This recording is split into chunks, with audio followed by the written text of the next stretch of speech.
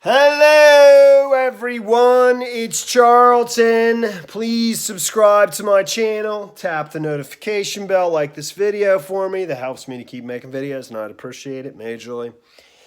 So, Joe Biden, I fixed my tripod. I'm so happy. I'm going to show you real quickly. And I'm just thrilled to death. I thought it was finally toast. I've given it a number of repairs. I don't know how long I've had this. It's probably been a couple years. My wife got it for me. And I use it tons. It's so useful, and it's just really stood the test of time with some minor repairs. I put paper clips in there where pins fell out one leg at a time. And this is where I thought it was toast. First, I was using duct tape, which was useless, even though duct tape is great, but not in that case because it's in a weird spot. And I just put a little screw in there, dude, and it's as good as new. I'm so happy. So it'll live to live on. Joe Biden has said some very my guess is he's going to come out and apologize for saying these things. And there's a number of things going on. I'm not here to defend what he said at all. In fact, he was at a New York a fundraiser in New York City. I believe it was last night at a hotel with a Carlisle hotel speaking. And he's trying to illustrate that he's willing to work with people that he disagrees with. He's willing to work cross-party lines and work to find a common solution, to get it done, But he brought up two former senators that he had worked with in the past who were actually Democrats and were staunch, or at least one of them was a staunch segregationist. I believe both were. The two persons he brought up, I've never heard of before, and I wouldn't know their faces if I ever saw them. James Eastland of Mississippi, who was a senator from Mississippi for decades, and Herman Talmadge from Georgia. And, what I read about James Eastland, who, like I said, was a segregationist, he, during the Montgomery bus boycott that Martin Luther King was a part of, he spoke to a rally of segregationists that obviously opposed, he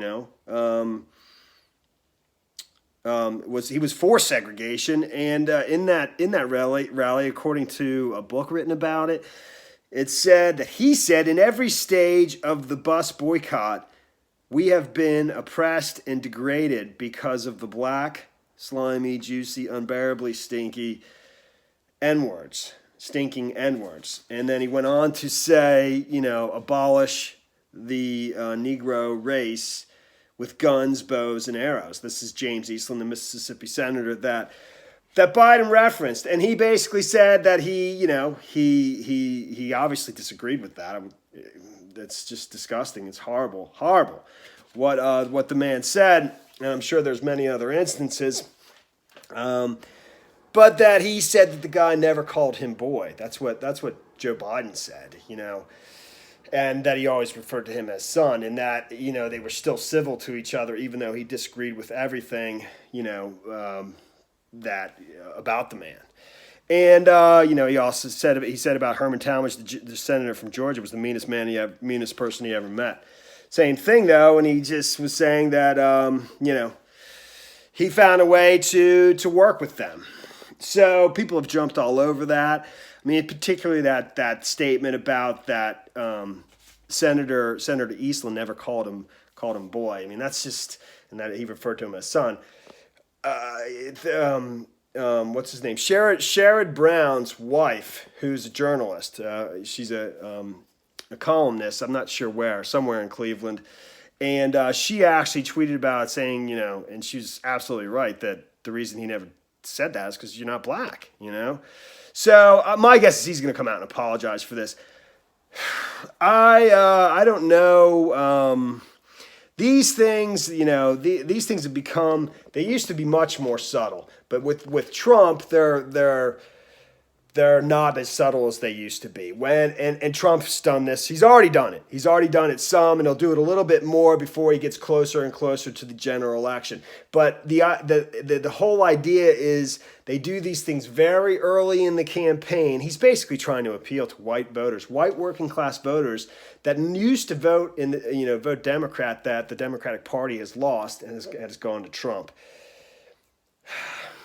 And, these things are racial in nature. But what politicians do, Reagan did it, okay? I never knew it. Reagan launched his campaign in Philadelphia, Mississippi. Okay, Philadelphia, Mississippi is the home of where that movie Mississippi Burning is from. Philadelphia, Mississippi, and that's where Ronald Reagan literally launched his campaign, and he did that in order to basically appeal to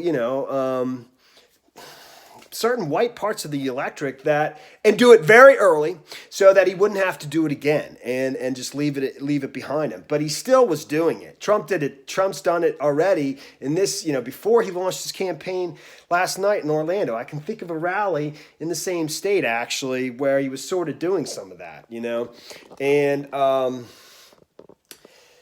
based on some of the things that were said from the crowd. So, is Biden doing something similar here? I'd say probably, but I think he went maybe a step too far, and he's going to probably apologize for it.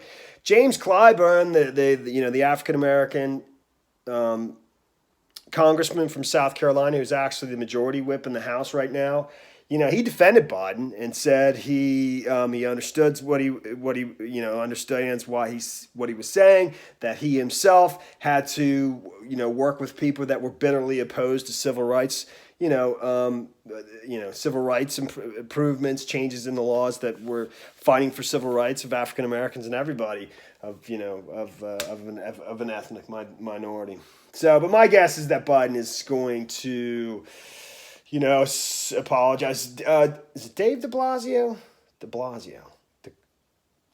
I think it's de Blasio. The mayor of New York. His wife is African American. And they have 2 kids together. He tweeted a picture of himself and made a few comments saying, I don't know exactly what he said, but condemning Biden speaking about working with segregationists as an example for working